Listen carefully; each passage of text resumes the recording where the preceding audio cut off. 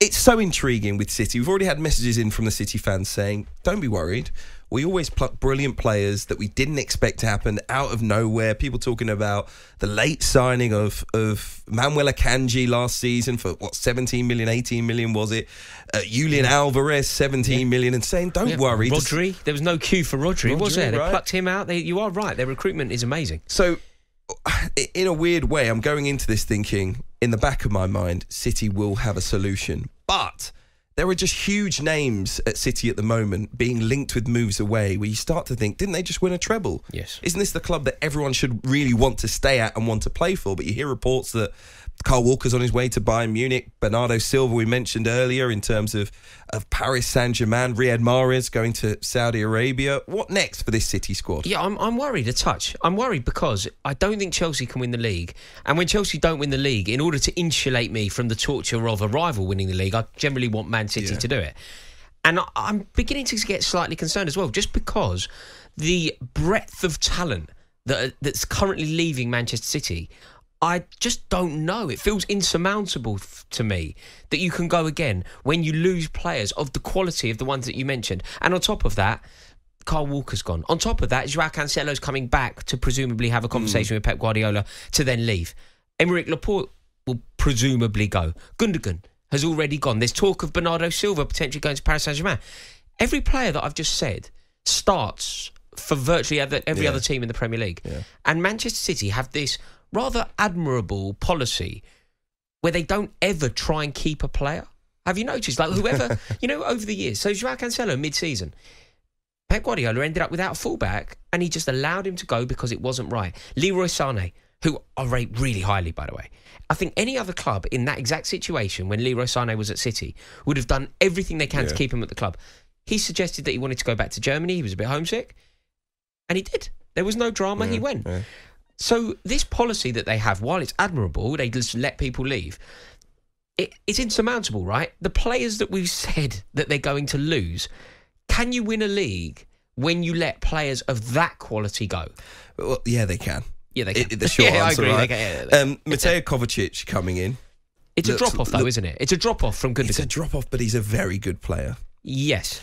And Josko GVARDIOL, RB Leipzig centre-back, next big thing in that position, it seems. Could be huge money. He could be coming in as well. And that would be massive for them. Left-footed centre-back as well. But he's only replacing Laporte, isn't he? No. They're not. No. Because Laporte will leave and Guardiola comes in.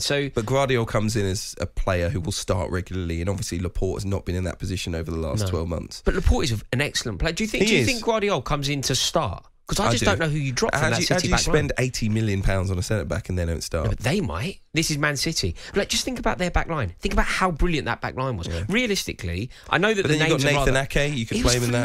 He was phenomenal, He was phenomenal.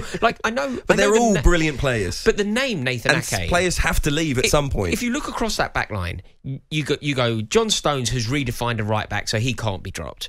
Then you go Ruben Diaz, probably the best defender in the world, league/world, depending on your perspective. I think he's a sensation, so he can't be dropped. You then go Akanji, who actually can't be dropped because he was amazing, and then the easiest one to say that you drop is Nathan Ake, but that's because in your head you can drop him because he played for Bournemouth. On his performances last season, he's also undroppable. So Guardiola comes in to sit on the bench.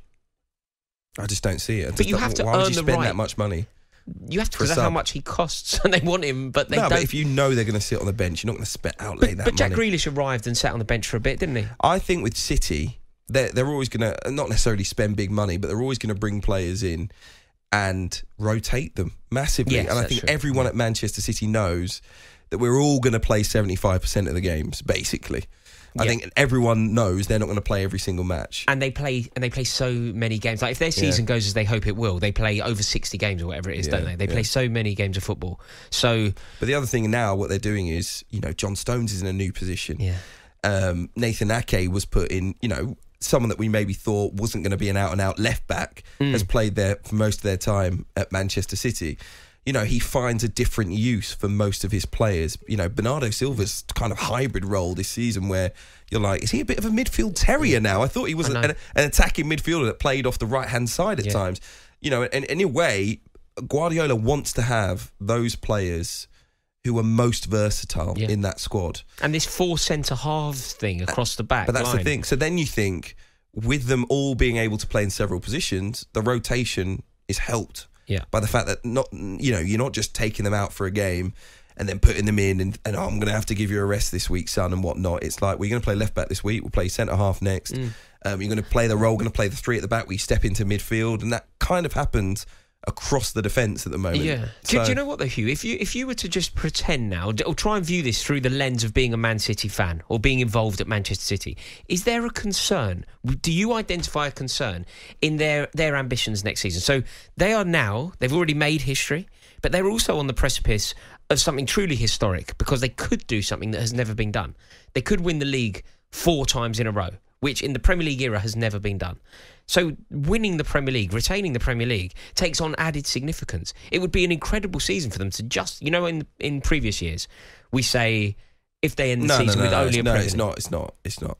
I would say that winning the Premier League next season would be amazing, because it would be alone, because it would be historic. No, you can't come off the back of a treble and retain a league for the 4th time. Just the Premier League. No, but you said it was an incredible season. It's not a bad season. Last season was an incredible season. But do you not think just winning the Premier League any season is incredible? No, regardless of not other with trophies. not with the manager and not with the squad that Manchester City have. Would you see just the Premier League as underachieving? Yeah, for Manchester really? City. Right now, we're looking at one of the best teams we've ever seen. But winning the league is the dream, isn't it? It's the holy grail. It's the promised land. Like, you don't. But they've won, what, 5 of the last 6, have they? 5 of the last 6 and 3 in a row. But crucially, nobody's ever won 4 in a row. So this league takes on added significance. I get that, but in isolation, this Manchester City squad, with a manager that they have and the players that they have, if they just win the Premier League next season, I'm not going to call it a failure of a season, but it's not an incredible season. On AM, on DAB, via the talkSPORT app and on your smart speaker.